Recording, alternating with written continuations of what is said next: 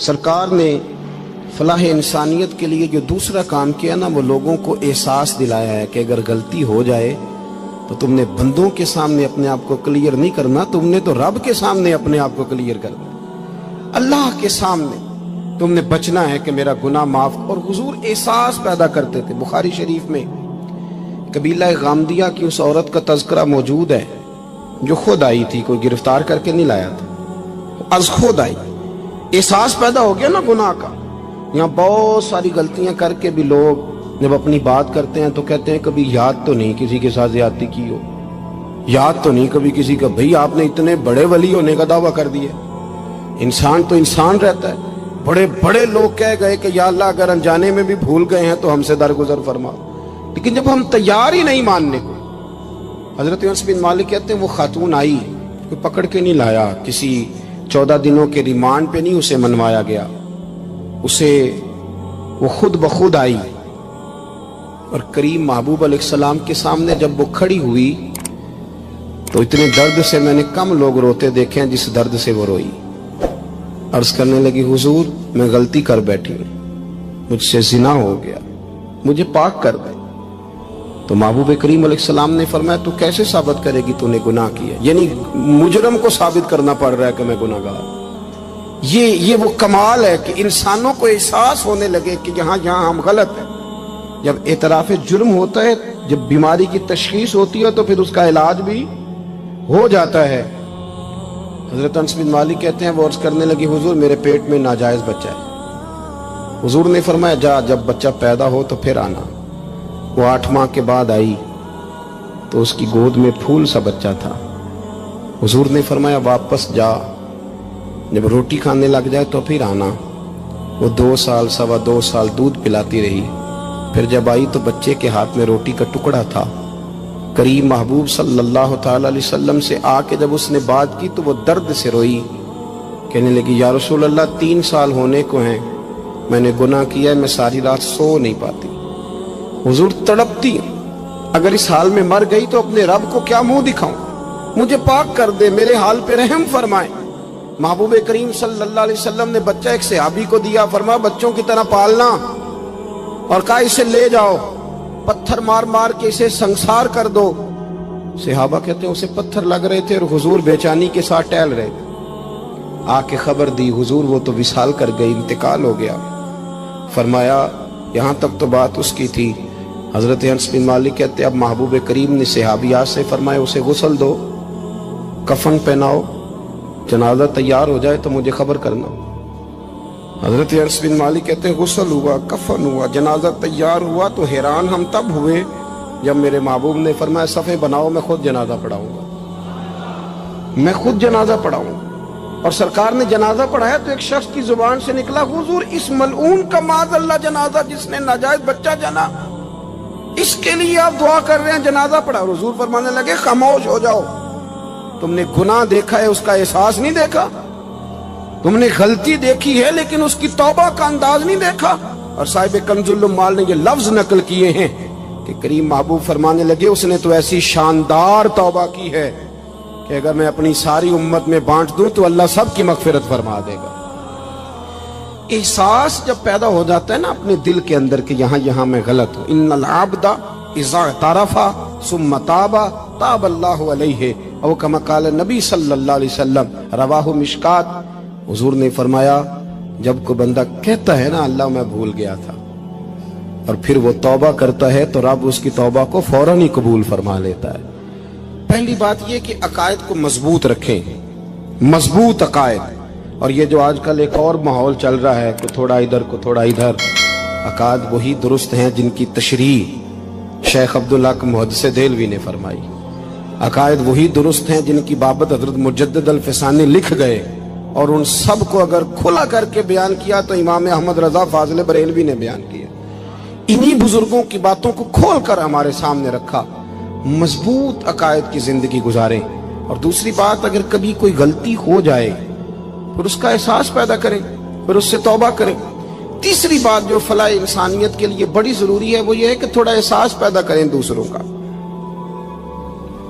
میری زندگی میری ذات سے شروع ہوتی ہے، میری ذات سے۔ میرے سے ہنس کے بولو، میری بات مانو، میرے پیچھے چلو، میرے آرام میں خلل نہ آئے، میری طبیعت کے مطابق۔ بھئی آپ کی طبیعت کے مطابق چلیں تو پھر تو آپ بہت بڑے خود غرض ہوئے کہ آپ نے صرف اپنے لیے سوچا۔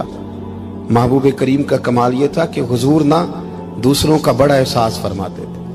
آپ بخاری مسلم کی وہ حدیث پڑھیں تو حیران ہو جائیں کہ سرکار فرماتے ہیں میں جب نماز کی نیت باندھتا ہوں تو میرا دل کرتا ہے میں لمبی نماز پڑھاؤں۔ جب میرا کسی کام کرنے کو دل کرے تو پھر میں ساری دنیا کچلنی پڑے تو میں کر جاتا ہوں، لیکن حضور فرمانے لگے کہ میرا دل کرتا ہے میں لمبی نماز پڑھاؤں، لیکن پھر میرا خیال آتا ہے کہ پیچھے بوڑھے بھی ہیں، بیمار بھی ہیں، بچے بھی ہیں۔ یا رسول اللہ، نماز اللہ کی اور خیال بندوں کا؟ فرمایا میں بوڑھوں، بیماروں اور بچوں کا خیال کرتے ہوئے اللہ کی نماز کو مختصر کر دیتا ہوں۔ احساس جب طبیعت ہمارے ہاں نا تیزی کے ساتھ احساس ختم ہوا ہے، تیزی کے ساتھ ہم نے اتنی نفی شروع کی۔ ہمارے تو اہل تصوف میں اللہ ماشاءاللہ اب تربیت کا طریقہ یہ ہے کہ صرف میں ہوں، میرے سوا کوئی بھی نہیں، حالانکہ طریقت تو اس کا نام تھا کہ میں نہیں باقی سارے۔ اللہ تبارک و تعالیٰ نے انسان کے لیے سارا کچھ بنایا، هو الذی خلق لکم ما فی الارض جمیعا، فرمایا زمین میں جو کچھ ہے سارا تیرے لیے بنایا۔ کسی کو آپ نوکری پہ رکھتے ہیں، اس کے ساتھ معاہدہ یہ ہوتا ہے کہ یہ تجھے رہنے کے لیے مکان دیا جائے گا، 3 وقت کا کھانا دیا جائے گا، 2-3 دفعہ پینے کو چائے ملے گی، اور اتنی تنخواہ ہم ہر مہینے تمہیں ادا کریں گے۔ اور پھر ڈیوٹی یہ ہے کہ یہ مشین ہے، اس پر تم نے صبح 8 بجے سے 4 بجے تک کام کرنا ہے۔ اب وہ شخص کیا کرتا ہے؟ وہ تنخواہ بھی وصول کرتا ہے، مکان پہ بھی قبضہ کر لیتا ہے، اور وہ 3 وقت کھانا بھی کھا لیتا ہے، چائے بھی پی لیتا ہے، اور مہینے کے بعد تنخواہ بھی وصول کر لیتا ہے، پر مشین پہ کھڑا نہیں ہوتا۔ تو اس کا مالک اسے رکھے گا؟ بولتے نہیں آپ حضرات، رکھے گا اسے، چھٹی کرا دے گا۔ وہ کہے گا تو کتنا عجیب آدمی ہے کہ اب جو مطالبات تیرے تھے وہ سارے پورے ہو گئے، اور جو میرا مطالبہ ہے تو نے پورا ہی نہیں کیا۔ اختلاف ہو جائے گا، جھگڑا ہو جائے گا، مالک ناراض ہو جائے گا۔ سمجھانے کے لیے مثال دے رہا ہوں کہ ہم نے کیا کیا، ہم نے اللہ کی دی ہوئی زمین پر گزارا بھی کیا، اس کا دیا ہوا رزق بھی کھایا، اللہ نے اولاد دی ہمیں، اللہ نے صحت دی، سارا کچھ دیا، تو جو مطالبے ہمارے تھے وہ تو سارے پورے ہو گئے۔ اور جو رب کا مطالبہ تھا کہ میرے قرب کے رستے کا سفر کرو، تلاش کرو، وجاہدوا فی سبیل اللہ، میرے رستے میں مجاہدہ کرو، جد و جہد کرو، آگے بڑھو، وہ ہم نے کب کرنا ہے؟ وہ اس کی منصوبہ بندی کب ہوگی؟ اللہ کے قرب کا رستہ طے کرنا۔ ہمارے صوفیانہ روز دیکھا کرتے تھے کہ آج ہمارے دل میں ہمارے رب کی کتنی محبت ہے، آج کتنا میرا دل چاہ رہا ہے کہ میں اپنے اللہ کی طرف بڑھوں۔ روز ذائقہ محسوس کرتے تھے، طلب پیدا کرتے تھے۔ ہمارے مزاجوں کے اندر ہر چیز کی طلب پیدا ہو گئی ہے، لیکن وہ جو ایک خاص ذوق تھا نا اللہ کے قرب کا، اس کی چاہت، اس کی طلب، اس کی طرف بڑھنا، محسوس کرنا کہ میرا رب ہے، محسوس کرنا کہ میں کسی کا بندہ ہوں، مجھے کوئی رزق دیتا ہے۔ ہمارے صوفیاء، اولیاء، صحابہ، اہل بیت، انبیاء یہ ہر وقت محسوس کرتے تھے کہ میں کوئی شترے بے مہار نہیں، کوئی میرا ہے جو مجھے بنانے والا ہے، جو مجھے نوازنے والا ہے، جو مجھے عطا کرنے والا ہے۔ وہ اپنے رب کی چاہت کرتے، اپنے رب سے محبت کرتے، اپنے رب کی طلب پیدا کرتے، شوق بڑھاتے روز عبادت کا۔ ان کے اندر ایک جذبہ تھا جو روز پروان چڑھتا تھا۔ 5 نمازیں پڑھنے کے باوجود وہ اشراق پڑھتے، چاش پڑھتے، تہجد پڑھتے، صلاۃ اللیل پڑھتے، وہ قرآن پاک کی تلاوت کرتے، پھر بھی کبھی ان کا ذوق آتا تو وہ دنیا سے کٹ کے مصلی پہ آ کے بیٹھ جاتے۔ لیکن وہ درد، وہ ذائقہ، وہ کیفیت، وہ چیزیں مان پڑتی جا رہی ہیں۔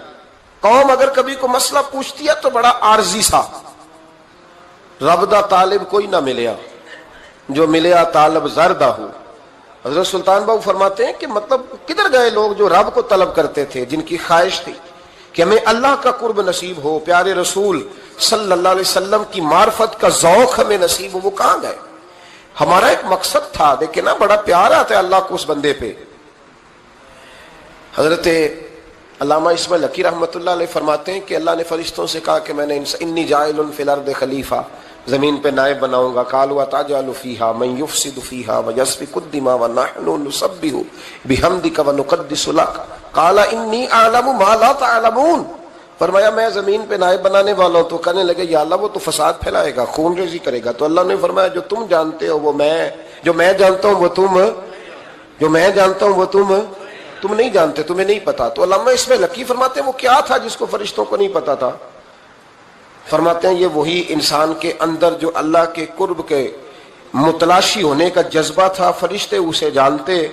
لوہے محفوظ پہ یہ تو پڑھ دیا تھا کہ یہ فساد کرے گا، یہ تو پڑھا تھا کہ ابو جہل فساد کرے گا. یہ نہیں پڑھ سکے تھے کہ ابو بکر رویا بھی کرے گا. یہ تو پڑھ لیا تھا انہوں نے، یہ تو پڑھ لیا تھا کہ اخنس بن شریک تلواریں نکال کے لوگوں کو قتل کرے گا.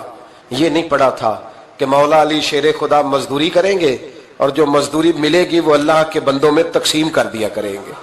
یہ تو انہوں نے پڑھ لیا تھا کہ ابو البختری، ابو لہب یہ لوگوں کے گلے کاٹیں گے. پر یہ نہیں پڑھا تھا کہ عثمان غنی رضی اللہ تعالیٰ عنہ قحط کے زمانے میں بھی کروڑوں کا مال اللہ کے راستے میں خرچ کر دیا کریں گے. وہ جو انسان کے اندر طلب ہے، وہ جو تڑپ ہے، وہ جو شوق ہے، وہ جو کیفیت ہے، وہ جو معرفت کا نور ہے، یہ اللہ کو بڑا ہی پسند ہے. یہ بڑا ہی پسند ہے. اس لیے حدیث قدسی میں رب فرماتا ہے مجھے تلاش کرنا ہو تو ٹوٹے ہوئے دلوں میں تلاش کیا، ٹوٹے ہوئے دلوں میں. اب وہ میں معرفت کی کیا بات کروں گا، پہلے تو میں کیا کر سکتا ہوں، لیکن اگر میں کروں بھی کہیں سے چلو پڑھ کے تو کروں کہاں؟ میں تو ابھی تک لوگوں سے 5 نمازوں کا وعدہ لے رہا ہوں. وہ معرفت کی بات، قرب الہی کا راستہ، وہ تو بڑی دور کی بات ہے، وہ تو بڑی آگے کی ہے. ابھی تک تو ہم یہ وعدہ لے رہے ہیں کہ داڑھی رکھ لو گے، سچ بولو گے، حلال کھاؤ گے. مطلب وہ جو ہمارے بزرگوں نے لکھا، وہ جو جذب ہے، وہ جو کیفیت ہے، وہ جو عبادت ہے، وہ جو تڑپ ہے، اور وہ پھر جو ایک مقام ہے کہ انسان اپنے رب کی اس طرح عبادت کرے کہ وہ اپنے رب کو دیکھ رہا ہے. وہ جو ایک مقام ہے، اور کم از کم یہ نہ ہو تو حضور فرمانے لگے اتنا تو ہو کہ رب تجھے دیکھ رہا ہے. لیکن وہ تو درجہ ہے نا بڑا آگے، ہم اسے بڑا آگے کی بات تصور کرتے ہیں، لیکن حضور نے اپنی امت کے لیے اسے ضروری قرار دیا. بھائیو تھوڑا سا نا آگے اٹھ کے، مطلب بڑے بڑے آدمی بن گئے ہم لوگ. بڑے آدمی کیسے بن گئے کہ جس کے پاس پھوٹی کوڑی نہیں ہوتی تھی اس کے اکاؤنٹ میں کروڑوں آ گیا تو وہ کہتا میں بڑا آدمی بن گیا. جس کے پاس سائیکل نہیں تھی تو اب وہ 1.25 کروڑ کی کار پہ پجاروں پہ بیٹھتا ہے تو کہتا ہے میں بڑا آدمی. تو اس طرح تو انسان بڑا نہیں بنتا. بڑا تو تب بنے گا جب تیرے دل میں رب کی معرفت بڑی ہوگی، جب اللہ کا قرب بڑا ہوگا، جب تو متلاشی ہوگا اس کے راستے کا. بہت سارے راستے ہیں اللہ کی طرف جانے کے، لیکن 3 باتیں قرب الہی کے لیے ہمارے بزرگوں نے بڑی زبردست لکھی ہیں. سب سے پہلی بات یہ ہے، صوفیاء فرماتے ہیں کہ اگر رب کا قرب چاہتے ہو تو ہر وقت اپنے رب کی رحمت کی امید رکھا کرو. خوش نہیں ہوئے آپ اس بات سے؟ ہر وقت اللہ کی رحمت کی، اور فرماتے ہیں دل سے امید رکھا کرو اور زبان سے اپنے رب کی رحمت کا ذکر کیا کرو. ہر وقت کہا کرو کہ میرا اللہ بڑا ہی مہربان، میرا اللہ بڑا ہی کریم. ہمارا پتہ کیا حال ہے؟ شکر بھی شکوے کے انداز میں. کیا حال ہے؟ کہتے بس جی بس شکر ہے الحمدللہ. تو یہ کون سا شکر ہے جی؟ یہ تو آپ نے کہا ہے کہ بڑا تنگ ہوں میں اپنی زندگی، یہ شکر ہے؟ ہر وقت یہ کہے کہ میرا اللہ بڑا ہی قریب ہے. دیکھیں نا بسم اللہ شریف ہر کام سے پہلے معنی کیا ہے؟ بسم اللہ الرحمن الرحیم. یعنی تو کہہ اس رب کے نام سے جو بڑا ہی مہربان ہے، جو نہایت ہی رحم کرنے والا ہے. ہر وقت کہہ کہ میرا اللہ بڑا مہربان ہے، میرا اللہ بڑا رحم. ہر وقت وہ خاص ذوق، وہ درد، وہ شوق، بس تو کہے کہ یار جو اللہ نے مجھے دیا ہے وہ شاید اللہ نے کسی اور کو دیا ہی نہیں. تیرا یہ ذوق بنے، تیرے اندر اللہ کی رحمت کے ساتھ خاص تعلق پیدا ہو. میرے رسول کریم علیہ السلام ہر مقام پہ اپنے رب کی رحمت کا ذکر فرماتے. بات کسی کی ہو رہی ہوتی حضور چھیڑ اللہ کی رحمت کا ذکر دیتے. ایک صحابی چڑیا کے بچے اٹھا کے لے آئے. وہ چڑیا شکایت لے کے آئی اور حضور کے کندھے پہ بیٹھ کر شکایت کرنے لگی کہ حضور آپ کے صحابی نے میرے بچے اٹھا لیے. بات تو چڑیا کے بچوں کی ہو رہی تھی نا. رسول کریم فرمانے لگے اس کے بچے چھوڑ دو. اور پھر حضور فرمانے لگے دیکھو یہ چڑیا اپنے بچوں سے کتنا پیار کرتی ہے. جب چڑیا اتنا پیار کرتی ہے تو رب اپنے بندوں سے کتنا پیار کرتا ہے. اللہ کتنی رحمت والا ہوگا. یعنی ہر بات میں رسول کریم نا ہر بات میں اللہ کی رحمت کا ذکر. ایک جنگ کا موقع ہے تو صحابہ کرام علیہم رضوان فرماتے ہیں کہ دوران جنگ ایک عورت کا بچہ کھو گیا اور بچہ بھی دودھ پیتا تھا. دودھ پیتا بچہ کچھ دیر ملے نا تو ماں کی چھاتیوں میں دودھ جوش مارتا ہے. دودھ پیتا بچہ کھو گیا تو عورت دیوانوں کی طرح مجذوبوں کی طرح بچہ تلاش کرتی, میرا بچہ. کبھی ادھر جاتی ہے کبھی ادھر جاتی ہے, ڈھونڈتی ہے, تلاش کرتی ہے, پریشان ہوتی. میرے رسول کریم کی نظر پڑ گئی, حضور کی نظر رحمت ہو گئی تو محبوب فرمانے لگے صحابہ بتاؤ اس کا بچہ ڈھونڈو. ایک صحابی کہنے لگے حضور مجھے پتا ہے کہاں ہے, ابھی ملوا دیتا ہوں. تو حضور نے فرمایا یہ اپنے بچے سے کتنا پیار کرتی. عرض کی حضور نہ کوئی ماپ سکتا ہے, نہ کوئی تول سکتا ہے, نہ کوئی اندازہ کر سکتا ہے. حضور کی آنکھوں میں آنسو آ گئے. فرمایا ذرا ایک بات تو بتاؤ یا رسول اللہ پوچھئے. فرمایا اگر اس کا بچہ اسے مل جائے تو یہ اسے آگ میں ڈالے گی؟ تو صحابہ عرض کرنے لگے حضور ہو ہی نہیں سکتا, یہ تو گرم ہوا نہیں لگنے دے گی. تو حضور فرمانے لگے میرا رب اس سے بہت بڑھ کر اپنے بندوں سے محبت کرنے والا اور اس سے بہت بڑھ کر اپنے بندوں پہ رحم کرنے والا ہے. وہ بھی چاہتا نہیں کہ اس کے بندے جہنم میں جائیں, وہ بھی چاہتا. حضور ہر لمحہ اللہ کی رحمت کا ذکر کرتے ہیں, صبح سے شام تک نا. آج آپ نے جمعے سے لے کر تراویح تک, عشاء تک, وہ جو گھٹنا درد کرتا ہے نا اس کو مہربانی کر کے چھوڑ دیں, اور جو بچہ نافرمان ہے اس کو بھول جائیں. آج سارا دن نا اللہ کی رحمت کا ذکر کریں کہ اللہ بڑا ہی کریم ہے, اس کے فضل کا ذکر کریں. ایک کاروبار ہی نہیں نا چلتا, پیر تو چلتے ہیں نا اللہ کے فضل سے, زبان تو چلتی ہے نا, ہاتھ آنکھیں یہ سارا کچھ چل رہا ہے نا. جو شے نہیں نہ چل رہی اس کو آج چھوڑ دے, مہربانی کریں. جو ساری چل رہی ہے اس پر تو اللہ کی رحمت کا اظہار کریں, اس پر تو غور فرمائیں. امام غزالی نے بڑی خوبصورت روایت لکھی.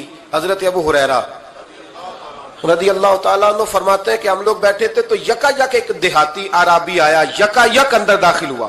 السلام علیکم کہا. بندہ بڑا سادہ تھا, یہ بھی نہیں پوچھا کہ باتیں کیا ہو رہی تھی, کوئی سوال جواب نہیں. سلام لینے کے فوراً بعد عرض کرتا یا رسول اللہ ایک مسئلہ پوچھنا تھا.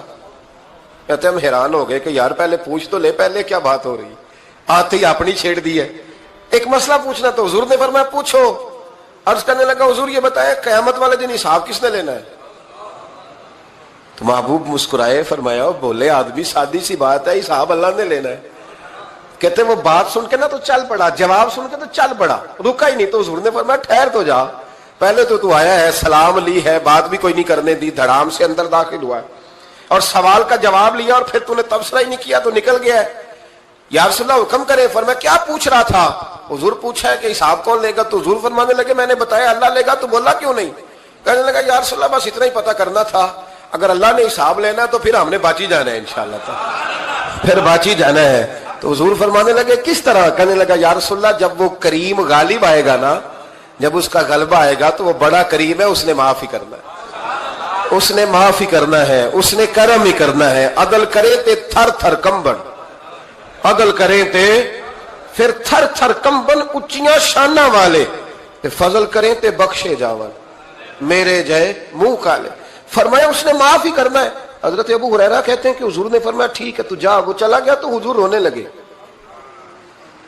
فرماتے ہم نے عرض کی حضور کیا ہوا؟ تو محبوب فرمانے لگے بندہ بڑا سادہ تھا پر بات بڑی کھری کر گیا ہے, بڑی کھری بات کر گیا ہے. کریم جب غالب ہوتا ہے تو معاف ہی فرماتا ہے. تو بھائی سادے لوگوں کو بھی پتا تھا کہ اللہ کی رحمت کی بات.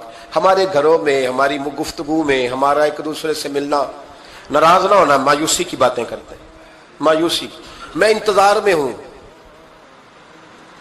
میں انتظار میں ہوں کہ کوئی بندہ مجھے ملے اور آ کے کہے میں بڑا راضی ہوں, بتائے اللہ کا شکر کیسے کرنا ہے. میں انتظار میں ہوں, اتنے سالوں میں مجھے بندہ کوئی نہیں ملا, جو ملا اس نے یہی کہا پریشان بڑا ہوں دعا کر دیں.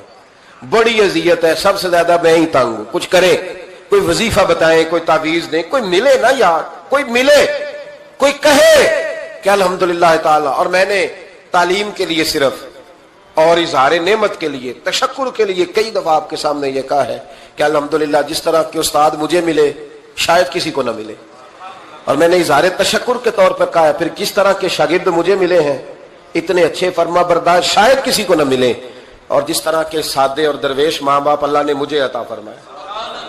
اب تو بڑا تیز لوگوں کا زمانہ ہے نا, شاید کہیں میسر آئے. اور میں کہا کرتا ہوں اتنے فرما بردار مرید بھی نہیں ملتے, لوگ تو کہتے ہیں فرما بردار نہیں ملتے. ہمیں الحمدللہ فرما بردار, تابع دار, ہر لحاظ سے اچھے ملے. اس کی وجہ یہ ہے کہ جیسے مرشد اللہ نے ہمیں عطا فرمایا ایسا کسی کو اللہ نے عطا، تو شکر کریں اللہ کی نعمتوں، شکر کریں. بس جہاں بیٹھیں گے جملے ٹوٹیں گے، جہاں بیٹھیں گے پریشانی. مجھے کچھ بندے ایسے ملتے ہیں دنیا میں جو صرف اکیلے ہی ٹھیک ہے. یعنی ابا جی نے بھی ظلم ہی کیا ساری زندگی، اماں نے بھی ظلم ہی کیا، استاد بھی سارے غلط مل گئے، اور ہر بندہ ہی انہیں، اور پھر بعد میں اولاد ملی تو نافرمان ہی مل گئی. تو میں کہتا ہوں یار یہ ہو نہیں سکتا. ویسے بہرحال چلو اگر تو کہتا ہے تو بات سمجھ میں آتی ہے کہ ہو سکتا ہے کچھ سانحہ ایسا ہو گیا ہو. اللہ کی رحمت کی بات کریں. میرے نبی کریم علیہ السلام نے فرمایا بندہ سادہ تھا پر بات پتے کی کر گیا. یہاں تک لکھا امام صفوری نے کہ قیامت کے دن اللہ ایک بندے کے لیے دوزخ کا حکم دے گا. بندہ جہنم کی طرف جا رہا ہے، فرشتے زنجیریں ڈال کے کھینچ کر لے جا رہے ہیں. بندہ جا رہا ہے دوزخ کی طرف، فرشتے کھینچتے ہیں تو وہ پھر مڑ کے پیچھے دیکھتا ہے. توجہ ہے میری بات پر؟ ادھر دیکھنا ذرا.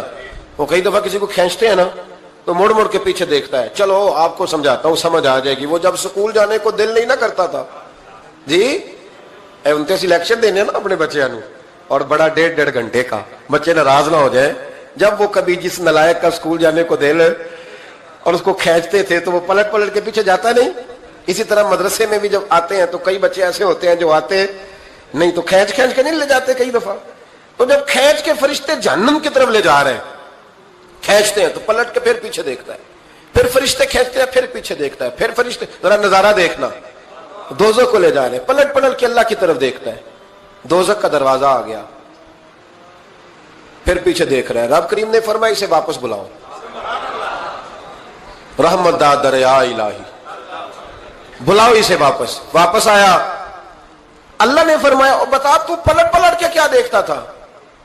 ویسے اللہ کو نہیں پتا کیا دیکھ رہا ہے، کیا دیکھ رہا تھا. تو رو پڑا، عرض کرنے لگا مالک میرا یقین تھا کہ تو بڑا ہی کریم ہے. اللہ میرا ایمان تھا تو بڑا رحیم ہے. اللہ میرا ذہن تھا تو معاف کرنے والا ہے.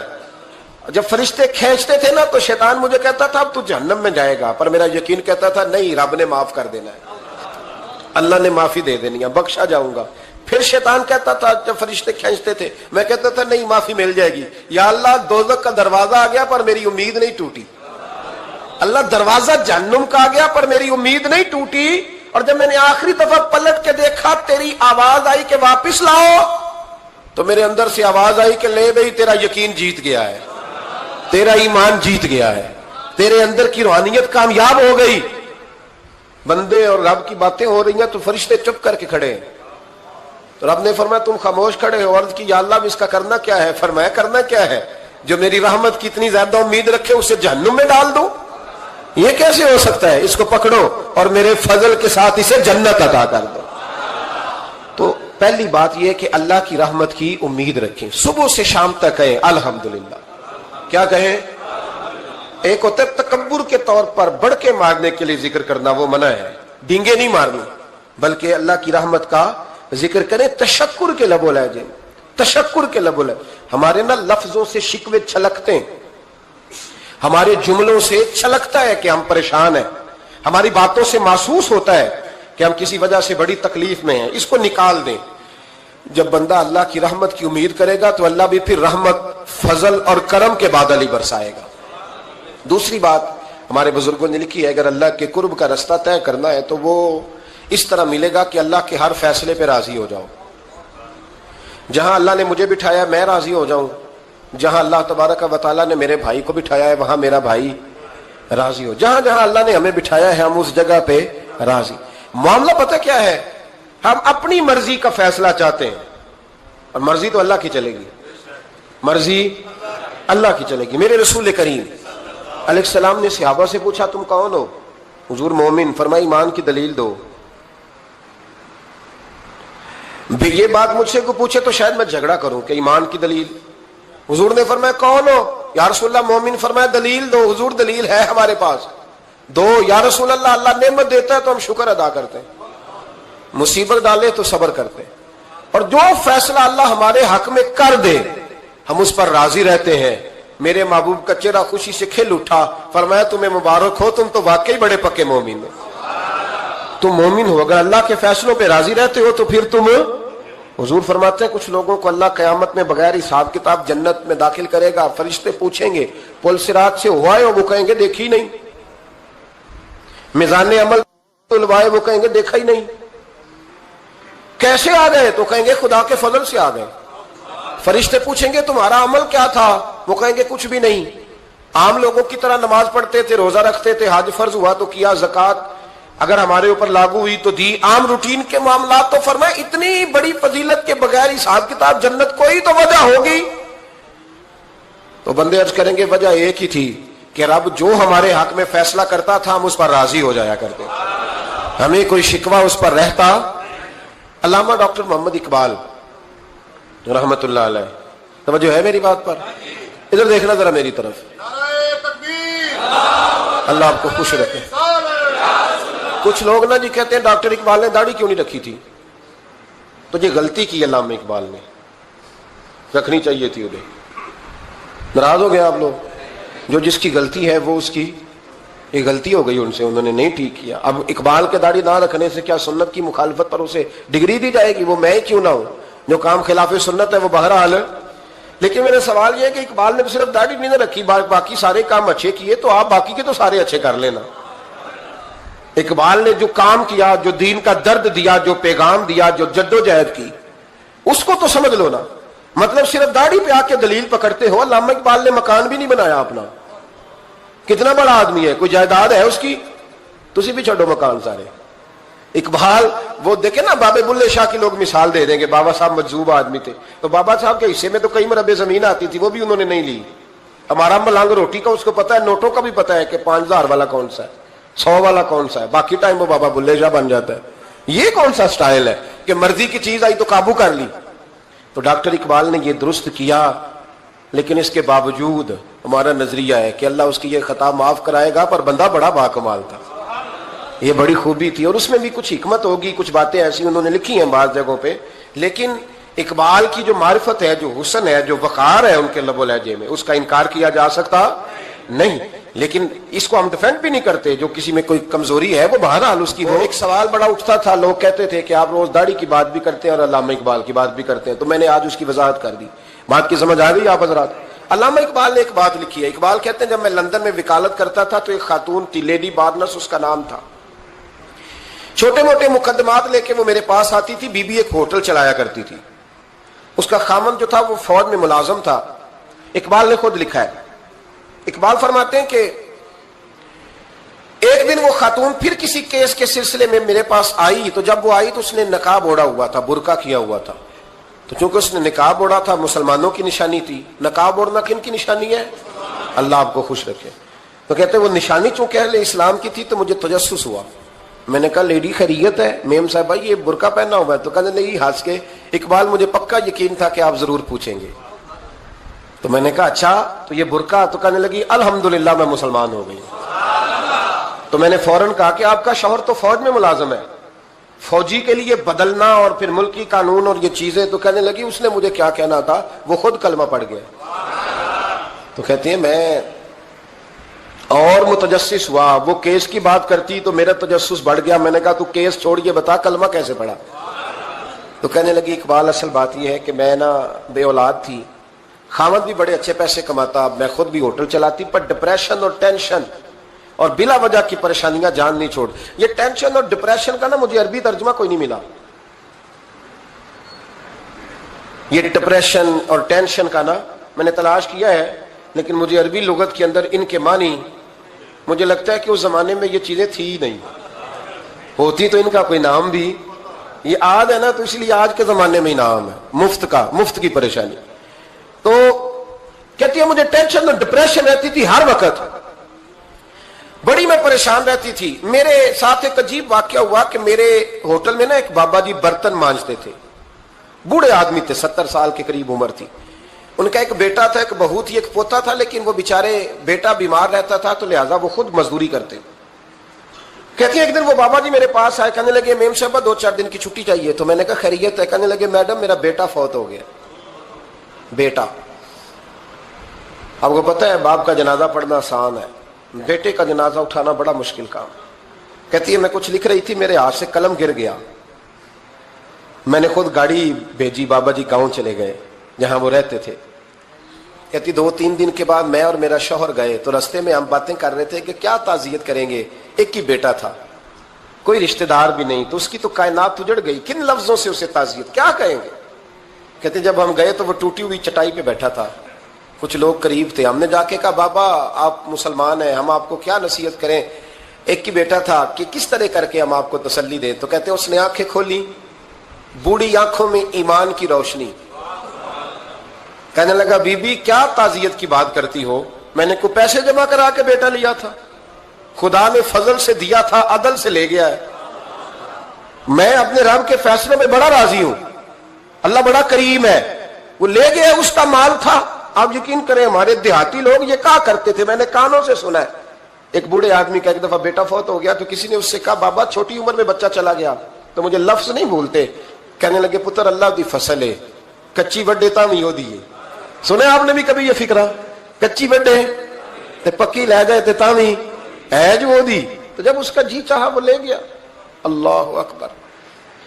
وہ خاتون کہتی ہے کہ وہ بابا جی سے میں نے کہا کہ چلو آپ 1 مہینے کی چھٹی کر لے, تو کہنے لگا نہیں میڈم میں مسلمان ہوں, مفت کی روٹی نہیں کھاتا, مزدوری کر کے کھاتا ہوں, میں انشاءاللہ 2-3 دن کے بعد کام پہ آ جاؤں گا.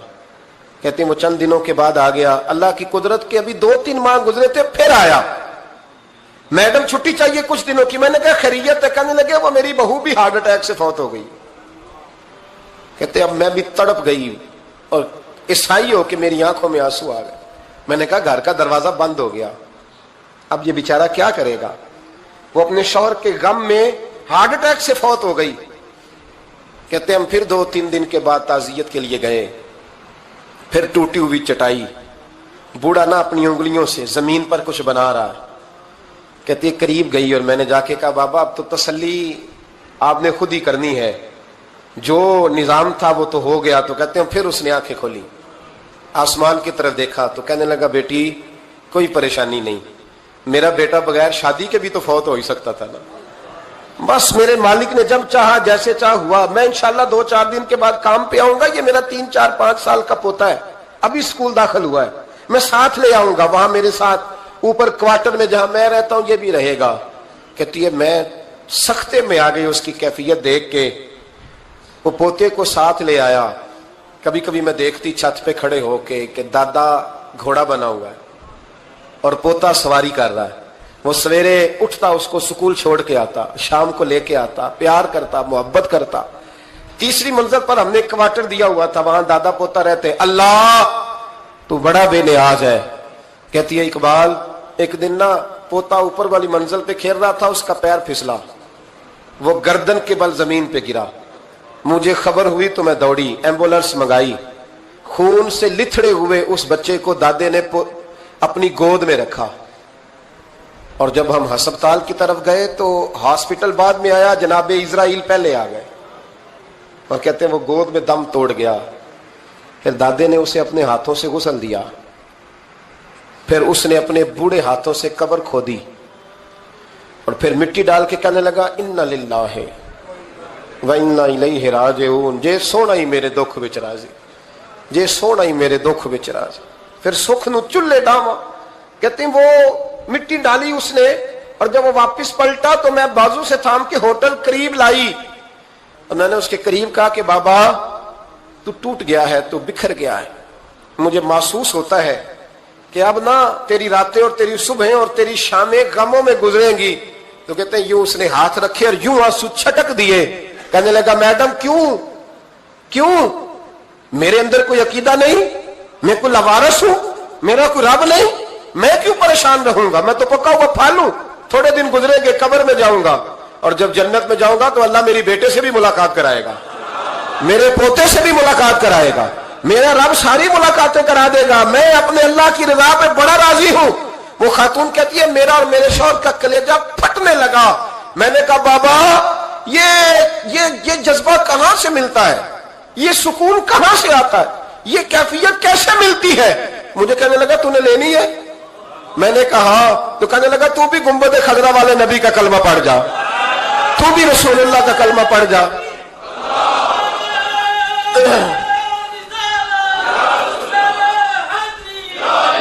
میرے محبوب کا کلمہ پڑھ, اللہ تجھے سکون عطا کرے گا. ایک حدیث نہ پڑھ دو مسلم شریف سے, بخاری سے ایک حدیث نہ پڑھ لو تاکہ یہ بات مضبوط ہو جائے. حضرت ابو طلحہ رضی اللہ تعالی, بیٹا شدید بیمار ہے, مزدور آدمی تھے, کئی دنوں سے گھر تھے. بیوی کہنے لگی اگر آپ گھر میں بیٹھے رہیں گے تو کھائیں گے کہاں سے, جاؤ آپ مزدوری کرو, میں بیٹے کو دیکھتی ہوں. ابو طلحہ مزدوری کرنے چلے گئے. شام کو آئے تو بیٹا فوت ہو چکا تھا. عورتیں بے حوصلہ ہوتی ہے نا اکثر, پر بیوی نے سفید کپڑا ڈال کے کمرے میں رکھ دیا.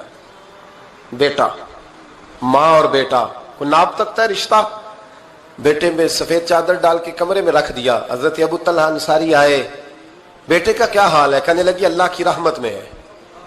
اللہ کی, کیسا جملہ ہے, اللہ کی رحمت میں ہے. خامد نے کھانا کھایا, بیوی سے ملنے کو دل کیا تو ملاقات ہوئی. فارغ ہو کے بیٹھے تو خاتون اٹھ کے نا خامد کے قریب گئی, اس کا ہاتھ تھاما, کہنے لگی نبی کریم علیہ السلام کے صحابی ہو, ایک مسئلہ دریافت کرنا تھا, بتاؤ گے؟ کہ پوچھو. کہنے لگی اگر کوئی آپ کے پاس امانت رکھوائے اور پھر اپنی امانت واپس مانگے تو کیا کرو گے؟ حضرت ابو طلحہ کہنے لگے پوچھنے والی کیا بات ہے, جس کی امانت ہے واپس کر دیں گے. اب زوجہ روئی, اب صبر والی بی بی روئی, اب ماں روئی, آنسو ٹپ کے آنچل سے پوچھ کے کہنے لگی ابو طلحہ وہ بیٹا بھی اللہ کی امانت تھا اور رب اپنی امانت لے گیا ہے, اٹھو غسل کفن کا بندوبست کرو. حضرت ابو طلحہ اٹھے, کامتے کامتے ہاتھوں سے غسل کفن دیا, مسجد نبوی میں پہنچے, محبوب کی بارگاہ میں عرض کیا تو رسول کریم فرمانے لگے تیرے اور تیری بیوی کے عمل سے اللہ بھی بڑا راضی ہے, اللہ کے رسول بھی بڑے راضی ہے, اور اللہ تجھے برکت عطا کرے گا. صحابہ کہتے ہیں پھر اللہ نے انہیں 9 بیٹے عطا فرمائے. پھر اللہ نے انہیں, اللہ کی رضا پہ راضی رہنا سیکھو, اللہ کے قریب چلے جاؤ گے, اللہ کی رضا پہ. حضرت سفیان ثوری دعا مانگ رہے تھے, یا اللہ راضی ہو جا, یا اللہ راضی ہو جا, یا اللہ راضی ہو جا, دعا مانگ رہے تھے. بی بی رابعہ بصری پردے کے پیچھے بیٹھی تھی, جب دعا لمبی ہو گئی تو کہنے لگی سفیان بس کر, کوئی اگلا لفظ بھی بول, بس کر. آپ فرمانے لگے تجھے کیا ہوا؟ تو کہنے لگی تو کب سے کہہ رہا یا اللہ راضی ہو جا, یا اللہ راضی ہو جا, پہلے اپنے دل پہ ہاتھ رکھ کے بتا تو اللہ سے راضی ہے؟ تو راضی ہے اللہ سے؟ تو روز نہیں کہتا پیسے نہیں ہے میرے پاس مجھے دے, تو روز نہیں کہتا یا اللہ فلانی چیز کوئی نہیں دے, اے اللہ فلاں کو دے دیا مجھے کیوں نہیں دیتا معاذ اللہ, تو روز شکوے نہیں کرتا؟ فرمایا پہلے تو راضی ہو جا. ترمذی شریف کی حدیث ہے, میرے نبی کریم علیہ السلام نے فرمایا تم اللہ کے دیے ہوئے تھوڑے رزق پہ راضی ہو جاؤ, اللہ تمہاری تھوڑی عبادت سے راضی ہو جائے. دیکھیں نا امام حسین کا آخری جملہ کیا ہے میدان کربلا, آخری جملہ کیا ہے؟ میں 5000 مسجد دے کے کہتا ہوں دیا نہیں میں نے, اللہ بڑا راضی ہے مجھ سے, 5 نمازیں پوری نہیں پڑھتا. امام علی مقام نے نا دل, کلیجہ, جان, اولاد, ہر چیز نکال کے رکھ دی, تو آخری جملہ یہ تھا اے اللہ بتا تو حسین سے راضی ہے کہ ناراض ہے؟ اللہ تو راضی ہے کہ ناراض ہے؟ بھائی پہلی بات رحمت الہی, دوسرا اللہ کی رضا پہ, یعنی عجیب بات ہے نا, جب اللہ کروڑوں دے تو دنیا چھپاتی ہے, اور جب تھوڑا کاروبار ٹھنڈا ہو جائے تو ساری دنیا کو دنیا بتاتی ہے. تو جب میں تو کہہ رہا ہوں کہ میں بندہ ڈھونڈ رہا ہوں جو مجھے ملے, آ کے کہے کہ شکر کا طریقہ بتاؤ, تو مل ہی نہیں رہا. کو ملے جو کہے بڑی خیر ہے, ہر لحاظ سے اپنے رب سے راضی ہو, مل ہی نہیں رہی دنیا. تیسری بات, اگر اللہ کے قریب جانا ہے, یہ ان لوگوں کے لیے جو معرفت الہی کے متلاشی ہیں وہ خاص توجہ کریں. اگر رب کریم کے قریب جانا ہے تو پھر ایک ذہن بنائیں کہ میرا رب میرے ساتھ ہے, میرا رب میرے, نحنو اقرب الیہ من حبل الورید. اور درویش کہتے ہیں جے میں تینوں اندر جانا تو پھر مقید جانا, جے میں تینوں باہر جانا تے اندر کون سمانا, اندر بھی تو ہے تے باہر بھی تو, وچ بلا کون نمانا. پھر تصور کریں کہ اللہ میرے ساتھ ہے. حضرت جنید بغدادی رحمت اللہ علیہ کہتے ہیں میں نے اپنے مرشد سے کہا کوئی وظیفہ جو پڑھا کروں, تو فرمانے لگے جنید پڑھا کر کہ اللہ میرے ساتھ ہے اور اللہ مجھے دیکھ رہا ہے, یہ وظیفہ پڑھا کر. کیمرے لگا دیے ہر جگہ ہماری گورنمنٹ نے, کہتے ہیں کیمروں کی مدد سے پکڑا گیا, کیمروں کی مدد سے, مسجدوں کے دروازوں پہ کیمرے, ایئرپورٹوں پہ کیمرے, ریلوے اسٹیشن پہ کیمرے, بڑے بڑے جنرل سٹور پہ کیمرے, نیچے لکھا ہے خبردار کیمرے کی آنکھ آپ کو دیکھ رہی ہے. کیمرے کی آنکھ دیکھے تو لوگ گناہ نہیں کرتے, تو یہ کیوں نہیں سوچتے کہ رب ہمیں دیکھ رہا ہے؟ یہ تصور کیوں نہیں جمتا کہ رب ہمیں، اور اللہ فرماتے ولی من خاف مقام ربہ جنتان، جو اللہ کے سامنے کھڑے ہونے سے ڈر جائے گا نا، اللہ اسے 2 جنتیں عطا فرمائے گا. اللہ اسے ایک دفعہ اگر کوئی ڈر گیا اللہ کے سامنے کھڑے ہونے، کتنی دفعہ بولیں تو صحیح. اس پر ہمارے مفسرین نے لکھا ہے کہ کبھی زندگی میں ایسا ہو کہ گناہ پر ہمارا پورا قبضہ ہو گیا ہو، گناہ پورا قابو میں آ گیا، آپ کوئی روکنے والا نہیں، تو فرمایا جو اس وقت اللہ کے خوف سے ڈر جائے گا اللہ اسے 2 جنتیں عطا فرمائے گا. امام شافعی رحمۃ اللہ علیہ کے زمانے میں نا ایک بادشاہ کا اپنی بیوی سے جھگڑا ہو گیا، تو وہ بھی ملکہ تھی، کسی بادشاہ کی بیٹی تھی، شہزادی تھی، اس نے بھی سخت جملہ کہا، کہنے لگی چل دور ہٹ جہنمی، معاذ اللہ. اب اس نے اپنے خامند کو جہنمی کہا تو کہا، وہ کہنے لگا اس کا خامند کہ اچھا تو مجھے جہنمی کہتی ہے، جا پھر اگر میں جنتی نہیں تو تجھے 3 طلاقیں. اب کیسے ثابت ہو کہ جنتی ہے کہ جہنمی ہے، کیسے پتہ چلے گا؟ علماء سے پوچھا تو وہ کہنے لگے ہم کیسے بتائیں، کون ڈگری دے کہ تو جنتی ہے کہ جہنمی ہے. بات دور نکل گئی. امام شافعی کے پاس گیا، وہ رسوخ رکھتے ہیں علم فقہ کا، ان کے پاس گیا، جا کے کہنے لگا حضور یہ مسئلہ ہے. امام صاحب فرمانے لگے اکیلے میں مجھے ملتے ہو؟ وہ اندر آیا، کچھ دیر گفتگو ہوئی تو امام صاحب فرمانے لگے لو جی یہ بندہ جنتی ہے، اس کی بیوی کو طلاق کوئی نہیں ہوئی، یہ جنتی ہے. آپ کو پتہ ہے لوگ فتویٰ جلدی دے دیتے ہیں، کچھ لوگ خلاف تقریریں کرنے لگے کہ بادشاہ تھا تو امام صاحب نے بچا لیا ہے، کیسے آپ نے ڈگری دے دی کہ جنتی ہے جی؟ تو امام صاحب کہنے لگے تم بحث نہ کرتے تو میں بات پردے میں رہنے دیتا. سنو، میں نے بادشاہ کو تنہائی میں بلا کے پوچھا ہے کہ کبھی اللہ سے بھی ڈرے ہو؟ صرف اس لیے کہ اس وقت اللہ دیکھ رہا ہے.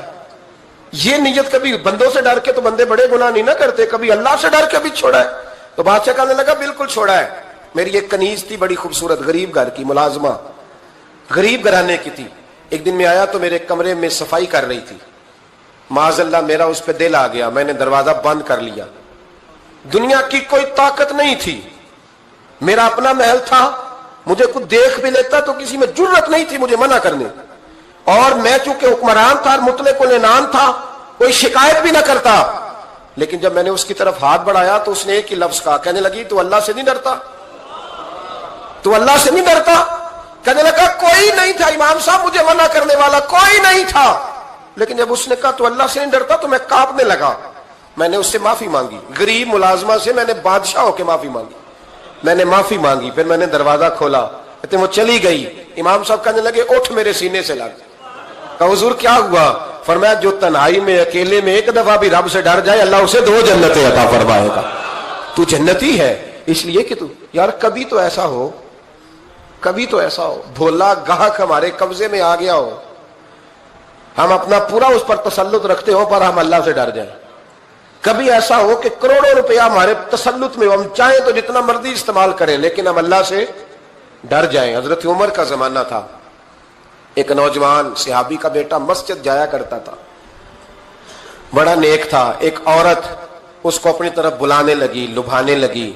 نوجوان تھا، ایک دن دل آ ہی گیا بی بی پہ. عشاء کی نماز پڑھ کے اس کے گھر کی طرف جا رہا تھا کہ کسی قاری صاحب نے آیت پڑھ دی، ولی من خاف مقام ربہ جنتان، جو اللہ کے سامنے کھڑے ہونے سے ڈرے گا رب 2 جنتیں عطا کرے. یہ آیت کیا سنی کہ نوجوان بے ہوش ہو کے گرا. کسی نے باپ کو خبر دی کہ تیرا بیٹا بے ہوش ہے. باپ گھر لائے، بالوں میں ہاتھ پھیرا، بیٹے کیا ہوا؟ اس نے آنکھیں کھول کے کہا ابا جی میں نے گناہ کیا نہیں، لیکن میرا قبضہ پورا ہو گیا تھا گناہ پہ. وہ بالکل راضی تھی، میں چاہتا تو میں گناہ کر لیتا لیکن میں اللہ سے ڈر گیا. کیا واقعی رب مجھے 2 جنتیں دے گا؟ تو باپ نے ماتھا چوما کا بیٹا اللہ کے وعدے بڑے ہی سچے ہیں، بڑے سچے ہیں. تو یہ تصور کر کے اللہ مجھے دیکھ رہا ہے، پھر ڈر جا، واقعی 2 جنتیں دے گا. اس نوجوان نے چیخ ماری اور روح ہی پرواز کر گئی. رات کو جنازہ پڑا، دفن کر دیا. صبح حضرت عمر آئے، فرمایا اتنا نیک نوجوان تھا تو مجھے کیوں نہیں بتایا؟ میں اس کے غسل میں شریک ہوتا، کفن میں شریک ہوتا، میں جنازہ پڑھاتا. حضور بس رات دیر ہو گئی، دفن کر دیا. امام سیوطی نے لکھا، ابن کثیر نے لکھا، ابن عساکر نے لکھا. حضرت جناب عمر فاروق فرمانے لگے مجھے بتاؤ تو صحیح اس کی قبر کہاں ہے؟ نیک ہو کوئی بندہ تو قبر پہ جانا چاہیے. فرمایا بتاؤ قبر کہاں ہے؟ حضرت عمر کو قبر پہ لے گئے تو سیدنا فاروق اعظم قبر پر کھڑے ہو کے فرمانے لگے نوجوان مجھے امید ہے اللہ نے تجھے 2 جنتیں دی ہوں گی، حضرت عمر کہتے ہیں مجھے اللہ کی قسم قبر کے اندر سے بول پڑا، کامل پیر ہونا دے باہو قبر جنا دی جیوے، قبر کے اندر سے بول پڑا، کہنے لگا عمر امید والی بات نہیں، میرے رب کے وعدے بڑے سچے ہیں، اس نے واقعی مجھے 2 جنتیں عطا فرمائی، اس نے واقعی 2 جنتیں دی ہیں۔ کبھی کوئی کام تو ایسا ہو جو صرف اللہ سے ڈر کے چھوڑا جائے، ہونا چاہیے کہ نہیں ہونا چاہیے؟ آپ یقین کریں بچوں سے ڈر کے ہم نے بڑے کام چھوڑ دیے، بھائیوں سے ڈر کے چھوڑ دیے، دنیا داروں سے ڈر کے چھوڑ دیے، اور کبھی کبھی میں کہہ دیتا ہوں کہ بہت سارے ماں باپ نے اولاد سے ڈر کے چھوڑا، بہت سارے استاد شاگردوں سے ڈرتے ہیں، الا ماشاءاللہ کچھ پیر مریدوں سے ڈرتے ہیں۔ کاش ہم اللہ سے ڈرنا شروع کریں، جب رب سے ڈرو گے پھر کسی اور سے نہیں ڈرو گے۔ اللہ کا خوف سنوارتا ہے، سجاتا ہے، یہ ذہن بنائیں۔ حضرت سیدنا عبداللہ ابن عمر رضی اللہ تعالیٰ عنہ کر رہا تھا تو صحرا میں کھانا کھانے کے لیے بیٹھا، ایک چرواہا بکریاں چرا رہا تھا، میں نے دعوت دی روٹی کھا لو، کہنے لگا میں نے روزہ رکھا ہے۔ آپ فرماتے ہیں غریب آدمی تھا، نفلی روزہ، میں اٹھ کے قریب گیا، میں نے کہا پتہ تو کروں صرف روزے دار ہے کہ نیک بھی ہے؟ صرف کچھ روزے دار ہوتے ہیں پر نیک، ناراض نہ ہو جائیے گا، حضرت عبداللہ ابن عمر کی بات کر رہا ہوں، کچھ نمازی ہوتے ہیں پر نیک، حاجی ہوتے ہیں پر نیک، وہ تقوی نہیں اختیار کرتے، مقاصد نماز اور مقاصد روزہ نہیں جانتے۔ کہتے میں قریب گیا تو میں نے جا کے اسے کہا یہ بکری بڑی پیاری ہے، بیچ نہیں دیتا میرے ہاتھ؟ کہنے لگا میری نہیں، میں تو چرواہا ہوں، تنخواہ پہ بکریاں چراتا ہوں، کسی اور کی ہے، مالک کوئی اور ہے۔ تو فرماتے ہیں میں نے اسے کہا کہ مالک کو کہہ دینا کہ ایک بکری بھیڑیا لے گیا تھا، یہ 300-400 بکریاں، مالک کو کیا پتہ، کہنے ایک بھیڑیا لے گیا ہے۔ تو کہتے ہیں اس نے داڑھی جھاڑی تو گرد اڑی، غریب آدمی مٹی میں لتھڑا ہوا، لیکن اس کی آنکھوں میں اتنی روشنی، کہنے لگا حضور بکریوں کے مالک سے تو کہہ دوں گا بھیڑیا لے گیا ہے، اور جب کائنات کا مالک پوچھے گا، جب عرش کا مالک پوچھے گا تو کیا جواب دوں گا؟